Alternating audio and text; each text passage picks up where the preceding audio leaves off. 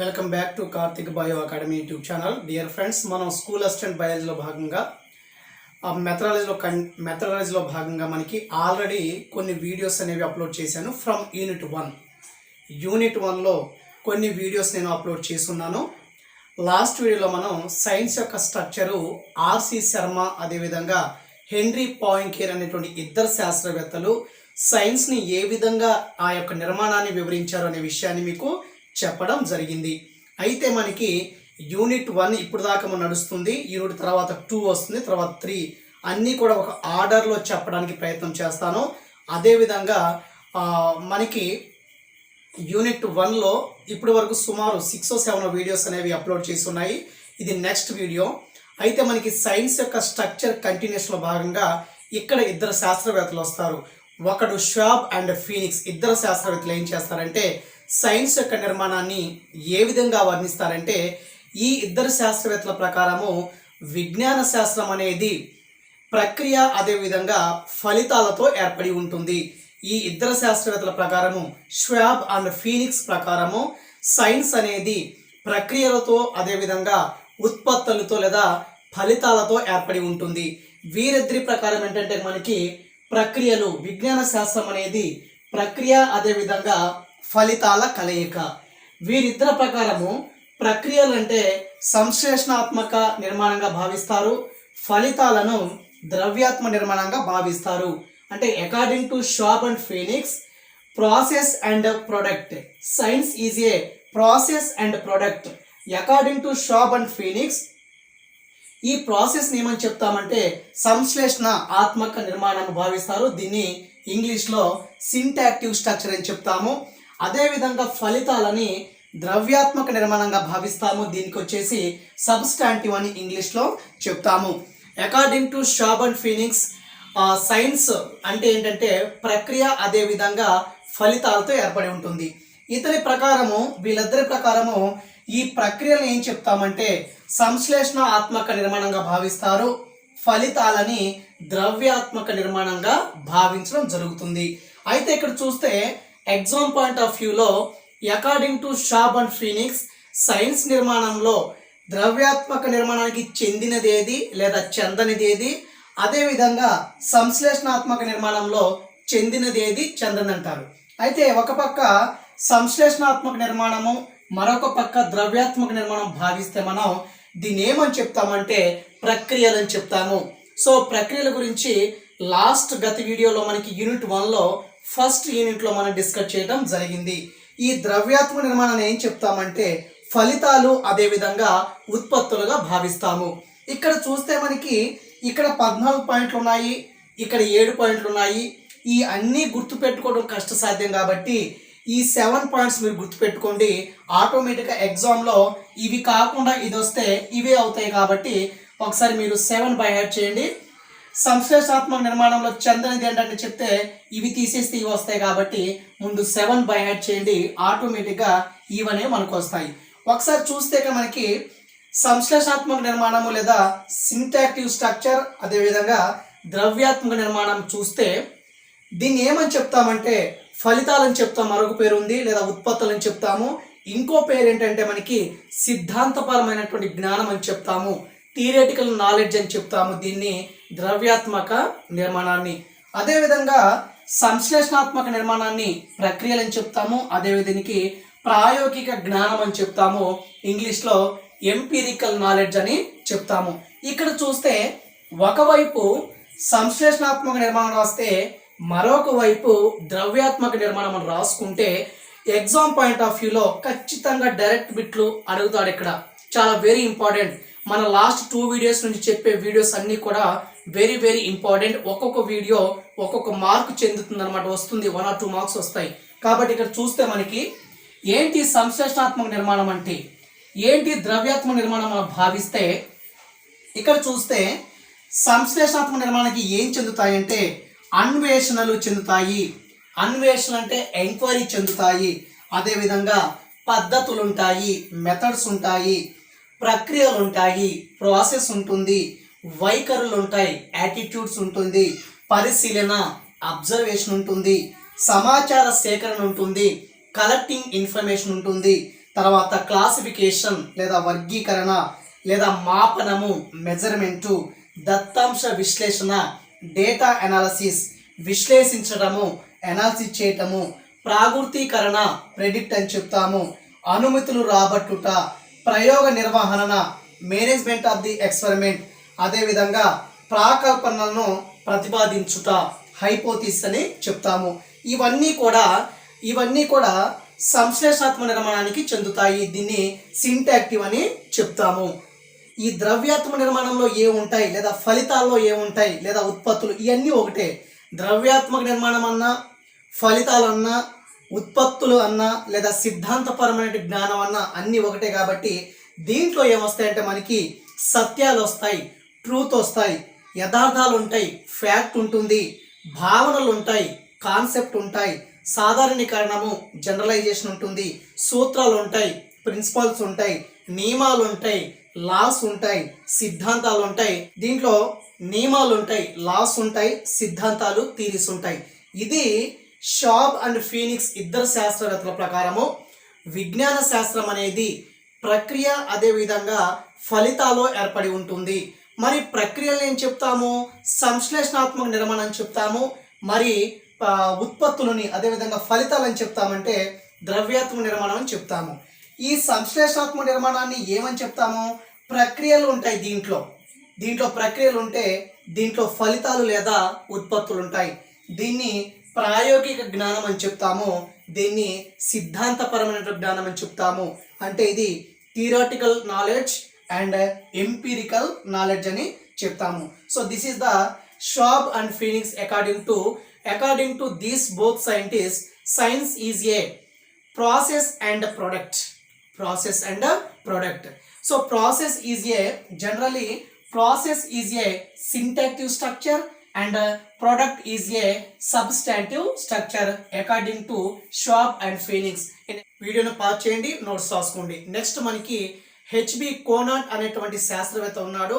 అతను ఏం చేశాడో ఈ యొక్క సైన్స్ యొక్క నిర్మాణం మనం చదువుకుంటే సైన్స్ నిర్మాణం అనే కాన్సెప్ట్ కంప్లీట్ అవుతుంది. ఇప్పుడు చెప్పే వీడియోస్ అన్ని కూడా వెరీ వెరీ ఇంపార్టెంట్. మీరు నోట్స్ ప్రిపేర్ చేసుకోండి, మీరు చదవండి, మీ ఓన్ వేలో కూడా ప్రిపరేషన్ కొనసాగించండి. తర్వాత చూస్తే మనకి ఈ యొక్క సైన్స్ యొక్క నిర్మాణంలో ఇంకో శాస్త్రవేత్త వస్తాడు. అంటే ఇక్కడ సైన్స్ అనే నిర్మాణాన్ని మనం ఆర్సి శర్మ అండ్ హెన్రీ పాయింకెర్ అనే శాస్త్రవేత్తలు ఏ విధంగా చేశారు, సైన్స్ నిర్మాణాన్ని ఎలా వర్ణించారు, అదేవిధంగా మనకి ష్వాబ్ అండ్ ఫీనిక్స్ అనేటువంటి ఇద్దరు శాస్త్రవేత్తలు ఏ విధంగా సైన్స్ యొక్క నిర్మాణాన్ని ఎక్స్ప్లెయిన్ చేశారు. తర్వాత వస్తాడు మనకి జేమ్స్ బి కోనాట్ అనేటువంటి శాస్త్రవేత్త. ఇతని ప్రకారం సైన్స్ అంటే ఏంటి, ఏం చెప్పాడు విజ్ఞాన శాస్త్రం అంటే అనే విషయానికి వస్తే ఇక్కడ చూస్తే మనకి సైన్స్ యొక్క నిర్మాణంలో 3వ కేటగిరీ సైంటిస్ట్ వస్తారు. James B Conant. ఇతను ఎవరు? James B Conant. ఇతని ఉద్దేశం ప్రకారం ఏంటంటే సైన్స్ అనేది మనకి భావనల శ్రేణి లేదా భావనల నిచ్చెన అని చెప్తాము. ఎక్కువ కాన్సెప్ట్ ఓరియంటెడ్లో ఉంటుంది.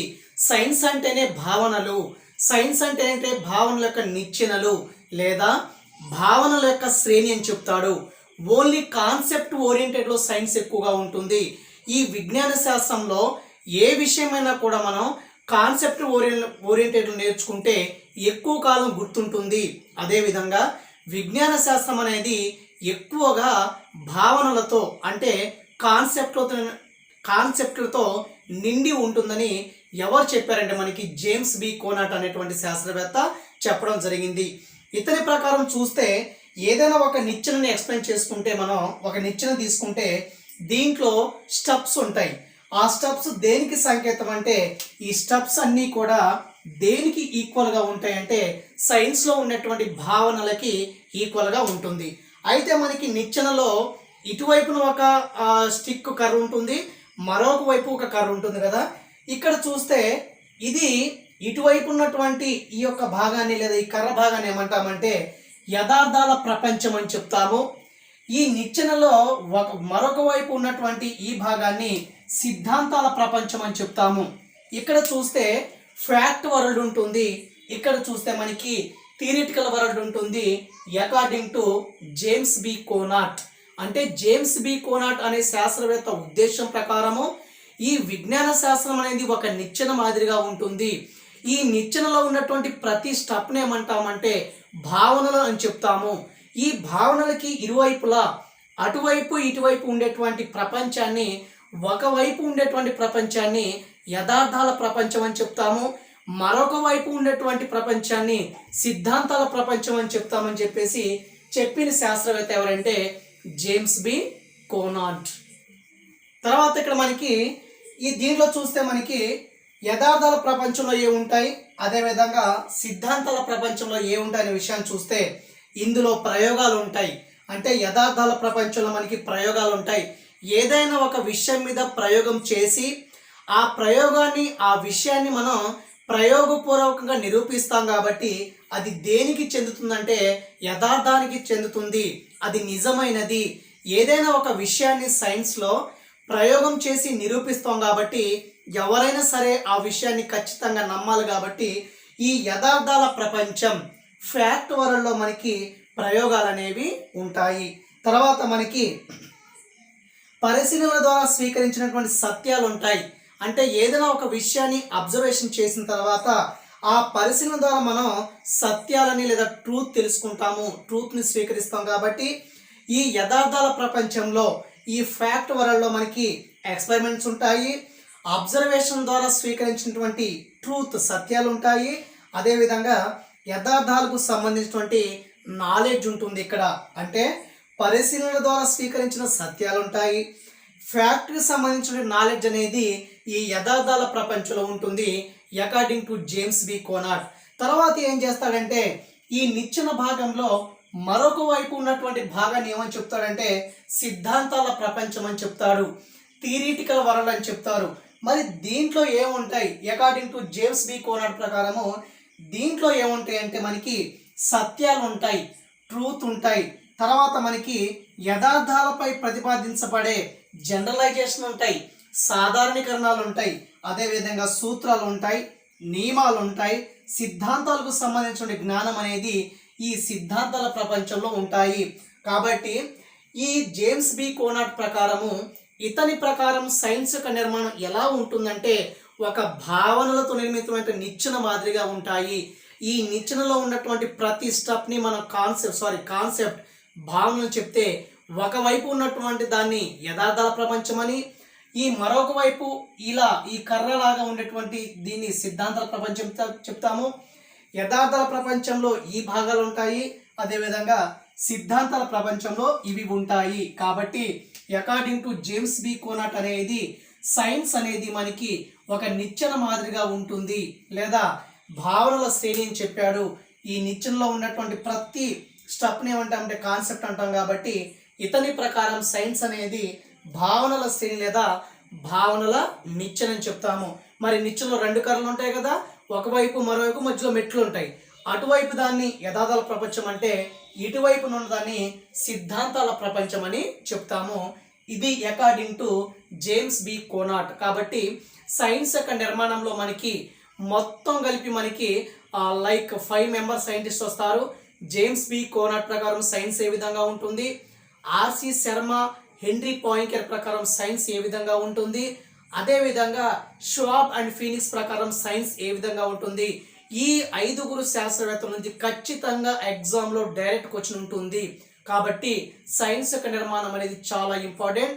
మీరు నోట్స్ ప్రిపేర్ చేసుకోండి, మీ ఓన్ ప్రిపరేషన్ కొనసాగించండి. నెక్స్ట్ వస్తే మనకి జీవశాస్త్ర పరిధి, దీని గురించి కూడా గతంలో కొన్ని మాట్లాడుకున్నాము, ఇక్కడ కూడా మాట్లాడిన అవకాశం ఏర్పడింది. అయితే జీవశాస్త్ర పరిధిని మనం ఎలా అర్థం చేసుకోవాలంటే కొన్ని బ్రాంచెస్ ద్వారా మనం అర్థం చేసుకోవచ్చు. అసలు ఈ బయాలజీ లేదా విజ్ఞాన శాస్త్రం అనేది ఎంతవరకు ఆవరించి ఉంది, ఈ బయాలజీ యొక్క స్కోప్ ఏంటి, ఎంతవరకు విస్తరించి ఉంది అనే అంశాన్ని మనం ఇక్కడ మాట్లాడుకుంటే దీన్ని ఏమని చెప్తామంటే జీవశాస్త్ర పరిధి అని చెప్తాము. గత వీడియోలో మనం విజ్ఞాన శాస్త్రం యొక్క పరిధి గురించి మాట్లాడాము. ఇక్కడ చూస్తే మనకి జీవశాస్త్ర పరిధి, ఈ బయాలజీ అనేది ఎంతవరకు విస్తరించింది. ఇది చూడటానికి వెరీ సింపుల్ టాపిక్ అయినా డైరెక్ట్ బిట్ ఇచ్చేస్తాడు ఇక్కడ. అంటే నేను డైరెక్ట్ ఎందుకు చెప్తానంటే గత ప్రశ్నాపత్రాలని విశ్లేషించాను, నేను కూడా ఎగ్జామ్స్ రాస్తున్నాను. కాబట్టి ఏ ఏ ఏరియాలో ఏ విధంగా వస్తుంది అనేటువంటి అవగాహన నాకు ఉంటుంది కాబట్టి ఇది చెప్తున్నాను. ఇది ఖచ్చితంగా రావాలని లేదు. నేను గతంలో చూసినటువంటి బిట్స్ కావచ్చు, ఎనాలిసిస్ చేసినటువంటి వీడియోస్ కావచ్చు, లేదా ఎనాలిసిస్ చేసినటువంటి క్వశ్చన్ పేపర్స్ కావచ్చు, వాటి ద్వారా మనం చెప్పగలుగుతున్నాను. డైరెక్ట్ బిట్ వస్తుంది, చూడటానికి సింపుల్ టాపిక్ అయినా మనకి బిట్ అనేది కన్ఫ్యూజ్గా ఇస్తాడు. గమనించండి, ఇక్కడ జీవశాస్త్ర పరిధి అంటే బయాలజీ అనేది ఎంతవరకు విస్తరించింది అనే అంశాన్ని మనం చూసుకుంటే ఇక్కడ ఈ బయాలజీలో మనకి మొత్తం కూడా 3 బ్రాంచెస్ ఉంటాయి. ఈ 3 బ్రాంచెస్ ద్వారా మనకి జీవశాస్త్రం యొక్క పరిధిని మనం అర్థం చేసుకోవచ్చు. ఏంటంటే అవి ప్యూర్ బ్రాంచెస్, బయాలజీ యొక్క pure branches, applied branches and related branches. అంటే తెలుగులో మనం జీవశాస్త్రం యొక్క ప్రాథమిక శాఖలు ఏంటి, జీవశాస్త్రం యొక్క అనువర్తిత అప్లైడ్ బ్రాంచెస్ ఏంటి, జీవశాస్త్రం యొక్క సంబంధితమైనటువంటి సంబంధిత శాఖలేంటి అనే విషయాన్ని మనం నేర్చుకుంటే జీవశాస్త్ర పరిధి అనేది అవుతుందన్నమాట, కంప్లీట్ అవుతుంది. బయాలజీ యొక్క పరిధి ఎంతవరకు విస్తరించింది అనే విషయాన్ని మనం ఈ 3 బ్రాంచెస్ ద్వారా నేర్చుకోవడానికి అవకాశం ఉంటుంది. దీంట్లో చూసుకుంటే మనం ఫస్ట్ వన్ ఏంటంటే జీవశాస్త్ర యొక్క ప్రాథమిక శాఖలో మనకి ప్రత్యేకించి 2 ప్రధానమైన శాఖలు ఉంటాయి. ఒకటి వృక్ష శాస్త్రము, 2 జంతు శాస్త్రము, ఒకటి బాటనీ, 2 జువాలజీ. ఈ 2 అనేవి బాటనీ, జువాలజీ అనేవి జీవశాస్త్రం యొక్క ప్యూర్ బ్రాంచెస్. అంటే జీవశాస్త్రం యొక్క ప్రాథమిక శాఖలు ఏంటంటే మనకి బాటనీ, అదేవిధంగా జువాలజీ. ఈ 2 శాస్త్రాలు వివిధ శాఖల్ని కలిగి ఉంటుంది. ఏదర్ బాటనీ, అదేవిధంగా జువాలజీ. ఈ 2 దేనికి సంబంధించి అంటే మనకి జీవశాస్త్రం యొక్క ప్రాథమిక శాఖలకు సంబంధించింది. ఒకటి బాటనీ, 2 జువాలజీ. ఈ బాటనీ, జువాలజీలో ఈ 2 శాస్త్రాల్లో మనకి వివిధ శాఖలు ఉంటాయి. ఆ ఏంటో చూద్దాము. ఇదన్నీ కూడా ఇక్కడ రాసినటువంటి 10 బ్రాంచెస్ అన్నీ కూడా జీవశాస్త్రం యొక్క ప్రాథమిక శాఖలు. ఇది ప్యూర్ బ్రాంచెస్ కదా. ఈ ప్యూర్ బ్రాంచెస్ లో మనకి జీవశాస్త్ర ప్రాథమిక శాఖలు ఉంటాయి. బాటనీ, అదేవిధంగా జువాలజీ. ఈ రెండింటిని కలిపి జీవశాస్త్రం యొక్క ప్రాథమిక శాఖలు అని చెప్తాము. వృక్ష శాస్త్రము, అదేవిధంగా జంతు శాస్త్రము. మరి ఈ రెండిట్లో ఉన్నటువంటి శాఖలు ఏంటి అని చూస్తే ఒకసారి ఇక్కడ చూస్తే స్వరూప శాస్త్రము, మార్ఫాలజీ, ఇది బయాలజీ యొక్క ప్యూర్ బ్రాంచెస్, ఇది బాటనీలో ఉంటుంది. తర్వాత ఆవరణ శాస్త్రం, ఎకాలజీ, శరీర ధర్మ శాస్త్రం, ఫిజియాలజీ, అంతర్నిర్మాణ శాస్త్రం, ఎనాటమీ, వర్గీకరణ శాస్త్రం, టాక్సానమీ, కణశాస్త్రం, సైటాలజీ, జన్యు శాస్త్రం, జెనెటిక్స్, పిండోత్పత్తి శాస్త్రం, ఎంబ్రియాలజీ, పరిణామ శాస్త్రం, ఎవల్యూషను, పురాజీవ శాస్త్రం, పేలింటాలజీ. ఇవన్నీ కూడా ప్యూర్ బ్రాంచెస్, జీవశాస్త్రం యొక్క ప్రాథమిక శాఖల్లో బాటనీ, జువాలజీ రెండిట్లో ఈ 10 శాఖలు అనేవి ఉంటాయి. గుర్తుపెట్టుకోండి, ఇవన్నీ కూడా ప్యూర్ బ్రాంచెస్. బయాలజీ యొక్క ప్యూర్ బ్రాంచెస్ అంటే మొత్తం 10 ఉంటాయి మనకి.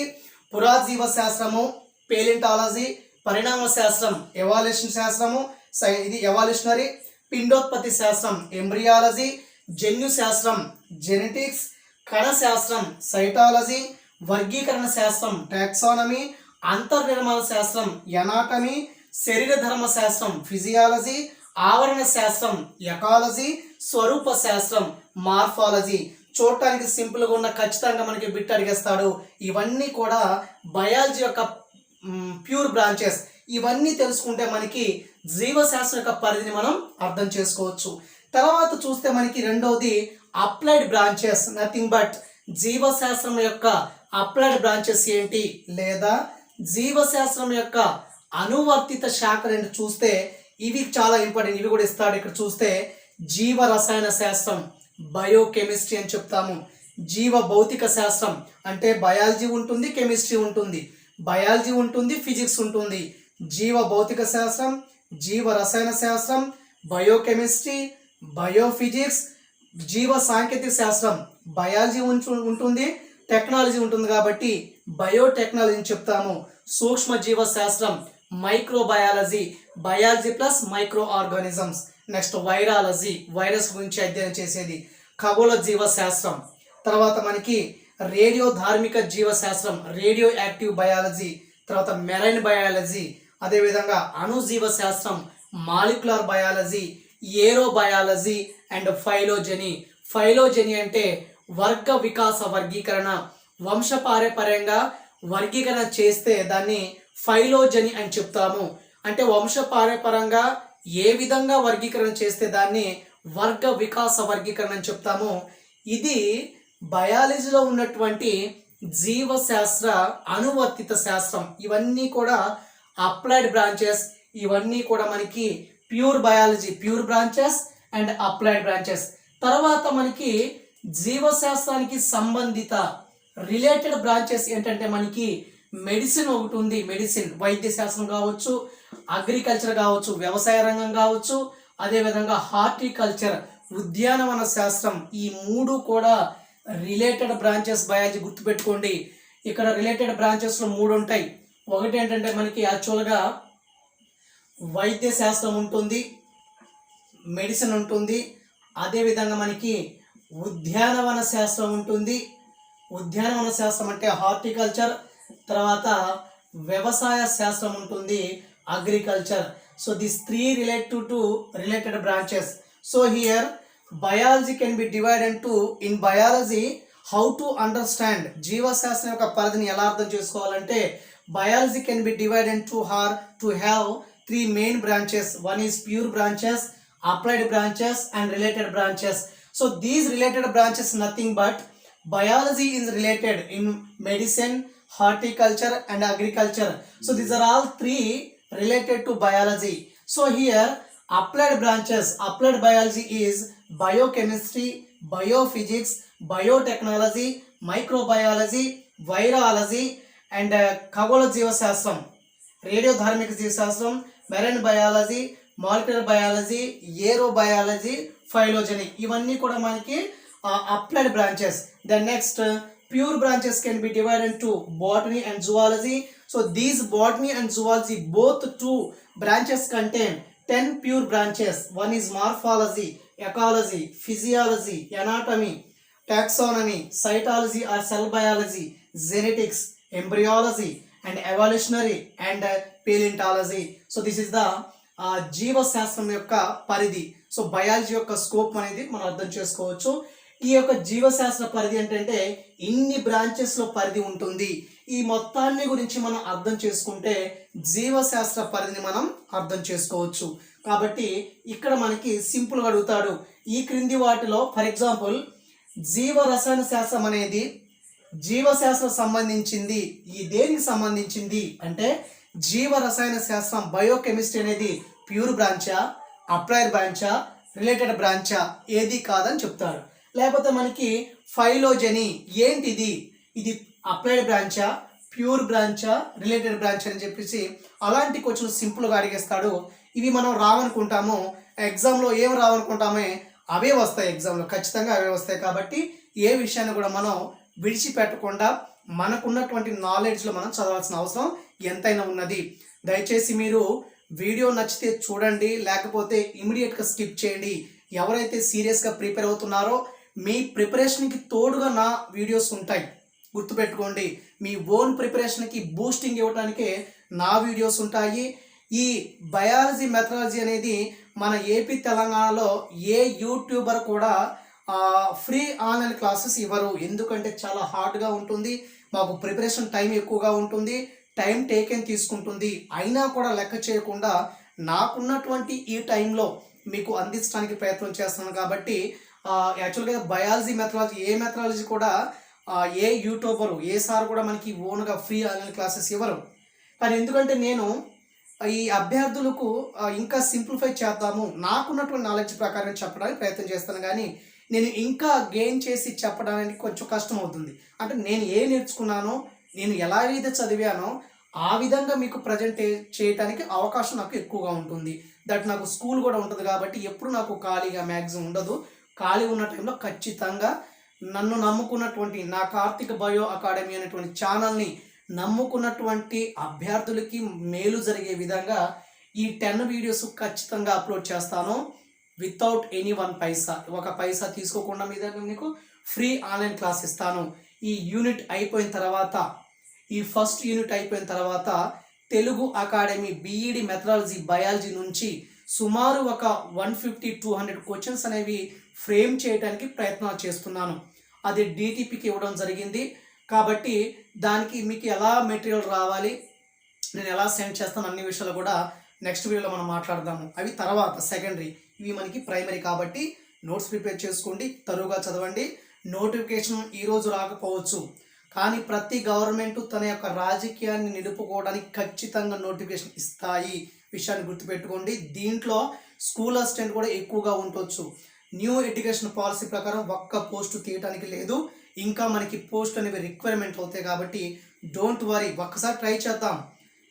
కొడితే మనం కొండని ఢీ కొట్టాలి. కాబట్టి మీ డిస్టిక్లో ఒక పోస్ట్ ఉన్నా 2 పోస్టులు ఉన్నా దయచేసి మీరు సీరియస్గా ప్రిపేర్ అయితే ఆ పోస్ట్ మీ సొంతం కాకపోవచ్చు. చెప్పేంత ఈజీ కాదు చదవడం నాకు తెలుసు, కానీ తప్పదు. ఈ యొక్క పోటీ ప్రపంచంలో అందరినీ తొక్కుకుంటూ పోవాలంటే మన డిఫరెంట్ వేలో అన్ని టాపిక్స్ కవర్ అయింది చూసుకోవాలి. ఉదాహరణకి మనకి స్కూల్ అసిస్టెంట్ బయాలజీ లాస్ట్ ఇయర్లో సిలబస్లో లేని క్వశ్చన్ కూడా ఇంటర్మీడియట్ జువాలజీ నుంచి, జీవుల దేహ నిర్మాణం నుంచి ఎక్కడో మారుమూలలో ఉన్నటువంటి ఒక బిట్ ఇచ్చాడు. నాకు గుర్తులేదు, కానీ ఆ బిట్టు ఎక్కడుందంటే మన సిలబస్లో ఎక్కడ లేదు. అది ఎక్కడ రిఫర్ చేస్తే ఇంటర్మీడియట్లో ఫస్ట్ ఇయర్ జువాలజీలో ఏదో ఒక మూల ఇచ్చాడనమాట, జీవుల దేహ నిర్మాణం గురించి. యాక్చువల్గా అటువంటి బిట్స్ మనం చదవం. అంటే అభ్యర్థుల్ని వడపోయటానికి ఎగ్జామినరు ఎక్కడ దాకైనా వెళ్ళిపోయే డిఎస్సీలు ఇవి. గతంలో చూస్తే మనకి 2010 ముందు డిఎస్సీలు చూస్తే ప్రీవియస్ టెక్స్ట్ బుక్లో లైన్ టు లైన్ బిట్స్ దిగేవి. 2014 నుంచి మన దరిద్రం బాగోక 2014 నుంచి టీఆర్టీ అని చెప్పేసి స్కూల్లో ఉన్నటువంటి అంశాలు ఇంటర్ డిగ్రీ స్థాయిలో కూడా ఇవ్వటం జరుగుతుంది. కాబట్టి తప్పదు, మన యుద్ధంలో గెలవాల్సిందే. మీకు తోడుగా ఈ కార్తిక బయో అకాడమీ ఎప్పుడు ఉంటుంది. దయచేసి నోట్స్ ప్రిపేర్ చేసుకోండి. నెక్స్ట్ మనకి జీవశాస్త్రం పరిధి మనం కంప్లీట్ చేసుకున్న తర్వాత ప్యూర్ బ్రాంచెస్, రిలేటెడ్ బ్రాంచెస్, తర్వాత మనకు ఉండేటువంటి రిలేటెడ్ బ్రాంచెస్ గురించి నేర్చుకున్నాం కదా. అయితే ఇక్కడ చూస్తే తర్వాత మానవ శ్రేయస్సులో జీవశాస్త్రం ప్రాముఖ్యత ఏంటి, ఇది క్వశ్చనింగ్ ఏరియా. ఎలాగంటే ప్రీవియస్ మనకి డిఎస్సిలో ఒక బిట్ ఇచ్చారు చూడండి. సైన్స్లో ఉన్నటువంటి, అంటే విజ్ఞాన శాస్త్రంలో ఉన్నటువంటి ఇతర సబ్జెక్టుల కంటే బయాలజీ అనేది ప్రాథమికమైనది, అదేవిధంగా ముఖ్యమైనది ఎందుకు అని పెట్టించాడు.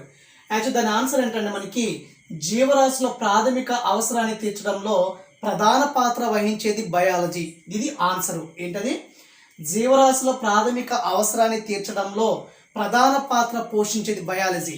మరి ఈ బిట్ అనేది ఎక్కడి నుంచి ఇచ్చాడు మీకు ఒక క్లారిఫికేషన్ ఇస్తాను.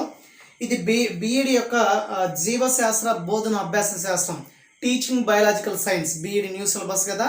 మరి ఈ బిట్ అనేది ఏ ఏరియా నుంచి ఇచ్చాడంటే చూడండి ఎంత డెప్త్గా ఇస్తున్నాడో చూడండి. ఇక్కడ చూస్తే మనకి పేజీ నెంబర్ 33 ఒకసారి ఓపెన్ చేయండి.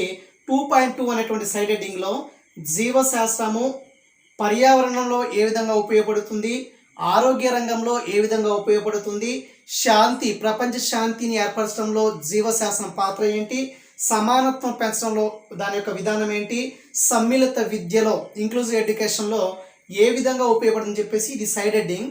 దీంట్లో చూస్తే మనకి 3వ లైన్ అనేది దీని యొక్క ఇక్కడ తీసాడు బిట్. ఇది ఏమి ఇచ్చాడు చూడండి. జీవశాస్త్ర సాంకేతిక పరిజ్ఞానాన్ని నిత్య జీవితంలో రకరకాల సమస్యల పరిష్కారానికి వినియోగించడం వల్ల భావి జీవితాన్ని సురక్షితం చేసుకోగలుగుతున్నాము.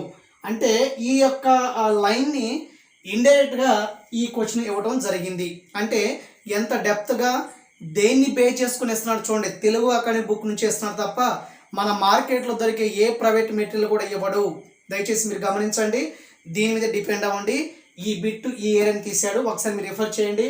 పేజీ నెంబర్ 33లో ఈ 2.2 జీవశాస్త్రం యొక్క పాత్ర ఏంటి, మానవ శ్రేయస్సులో జీవశాస్త్రం యొక్క ప్రాముఖ్యత ఏంటి అనేది ఇక్కడ ఉంది.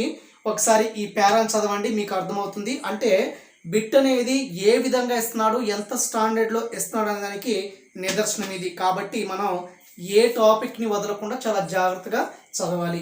అయితే ఇక్కడ చూసుకుంటే మనం మానవ శ్రేయస్సులో ఈ బయాలజీ అనేది ఏ విధంగా ఉపయోగపడుతుంది, ఇక్కడ చూస్తే మనం ప్రీవియస్ బిట్ చూసాం కదా.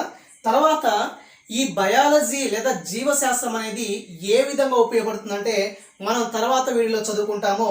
పర్యావరణ రంగంలో జీవశాస్త్రం యొక్క పాత్ర ఏంటి, ఆహారంలో ఉత్పత్తిని పెంచడంలో జీవశాస్త్రం పాత్ర ఏంటి, అంతరిక్షయానం చేయడంలో జీవశాస్త్రం పాత్ర ఏంటి, పారిశ్రామిక రంగంలో జీవశాస్త్రం ఏ విధంగా ఉపయోగపడుతుంది, తర్వాత ఆరోగ్య రంగంలో జీవశాస్త్రం యొక్క పాత్ర ఏంటి, తర్వాత మనకి నేచురల్ రిసోర్సెస్ సహజ వనరులను ఏ విధంగా పరిరక్షణ చేయాలి అనే టాపిక్స్ని మనం నెక్స్ట్ వీడియోలో మాట్లాడుకుందాము. వీటికి ఇంట్రడక్షనే ఇది కాబట్టి ఇంట్రడక్షన్ నుంచి కూడా బిట్ తీసాడు వాడు.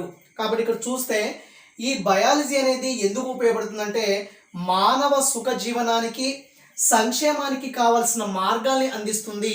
మానవులు ఎలాగా సుఖంగా జీవించాలి, ఏ విధంగా జీవిస్తే మంచి జీవితాన్ని మనం జీవిస్తాము, అదేవిధంగా వాళ్ళకి కావాల్సినటువంటి సంక్షేమం ఏ విధంగా అందుతుంది అనేటువంటి మార్గాల్ని ఈ బయాలజీ అనేది ఇస్తుంది. అంటే మానవ సుఖ జీవనానికి సంక్షేమానికి కావలసిన మార్గాల్ని జీవశాస్త్రం అనేది అందిస్తుంది. అంటే జీవశాస్త్రాన్ని అధ్యయనం చేయటం వల్ల మన సుఖంగా జీవించవచ్చు, అదేవిధంగా ఉన్నటువంటి మన సంక్షేమానికి కావలసినటువంటి మార్గాల్ని మనం ఎంచుకోవచ్చు.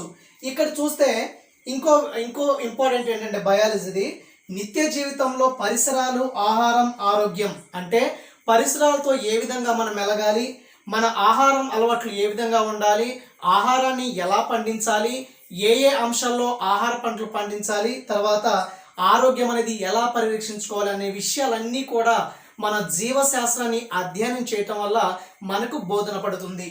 తర్వాత చూస్తే మానవుడు శాస్త్ర సాంకేతిక పరిజ్ఞానాన్ని నిత్య జీవితంలో రకరకాల సమస్యల పరిష్కారానికి వినియోగించుకుంటున్నారంటే కారణం జీవశాస్త్రమే. ఈ జీవశాస్త్రాన్ని అధ్యయనం చేయటం వల్ల ఈ శాస్త్ర సాంకేతిక పరిజ్ఞానాన్ని నిత్య జీవితంలో మానవుడు అనేవాడు ఉపయోగించుకుంటున్నాడు. ఇవన్నీ కూడా మానవ శ్రేయస్సులో జీవశాస్త్రం యొక్క పాత్ర ఏంటి అనే టాపిక్లో వస్తుంది. ఇది ఇంపార్టెంట్ మనకి, ఇవి ఇంపార్టెంట్. తర్వాత మన నెక్స్ట్ వీడియోలో వచ్చే ఇవి ఇంపార్టెంట్. దీనికి ఇంట్రడక్షన్ ఇదనమాట.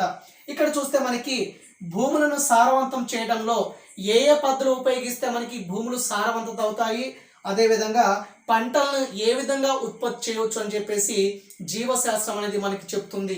అదేవిధంగా అడవుల్ని నుంచి అధిక ఉత్పత్తుల్ని ఎలా పొందాలి, పారిశ్రామిక రంగంలో అభివృద్ధి చెందడంలో, అదేవిధంగా పర్యావరణం అంటే ఇక్కడ చూస్తే అడవుల నుండి అధిక ఉత్పత్తులను ఎలా పొందాలి, పారిశ్రామిక రంగంలో అభివృద్ధి ఎలా చెందాలనే అంశాన్ని జీవశాస్త్రం అనేది మనకు చెప్తుంది.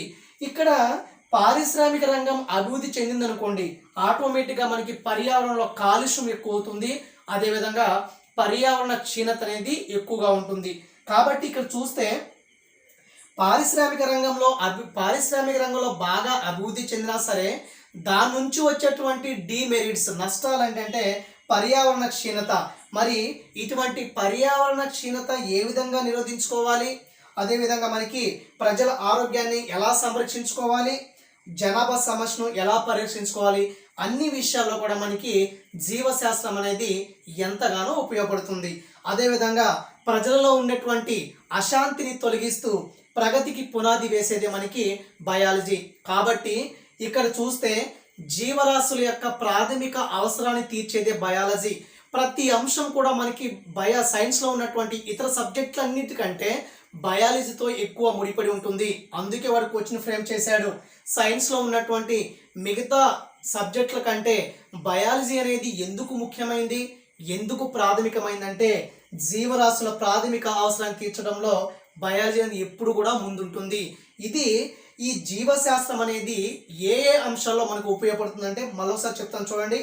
ప్రజలలో అశాంతిని తొలగిస్తూ ప్రగతికి పునాది వేస్తుంది బయాలజీ. అదేవిధంగా ఆహార రంగంలో, అంతరిక్షయానంలో, పారిశ్రామిక రంగంలో, ఆరోగ్యంలో, సహజ వనరుల పరిరక్షణలో, పర్యావరణంలో, ఈ అన్ని రంగాల్లో కూడా బయాలజీ అనేది విశేషమైన కృషి చేస్తుంది. అది మనం తర్వాత వీడియోలో మాట్లాడుకుంటాము. డైరెక్ట్ బిట్లు వస్తాయి దీంట్లో. గత డిఎస్సిలో ఇచ్చిన బిట్లన్నీ కూడా ఇక్కడే వచ్చాయి కాబట్టి నెక్స్ట్ వీడియో వెరీ ఇంపార్టెంట్, చూడటానికి ప్రయత్నం చేయండి.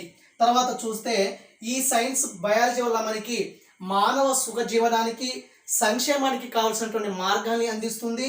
నిత్య జీవితంలో పరిసరాలతో సంబంధం ఎలా ఉండాలి, ఆహార ఉత్పత్తులు ఎలా సాధించాలి, ఆరోగ్యాన్ని ఎలా కాపాడుకోవాలని కూడా జీవశాస్త్రం అనేది మనకి బోధిస్తుంది.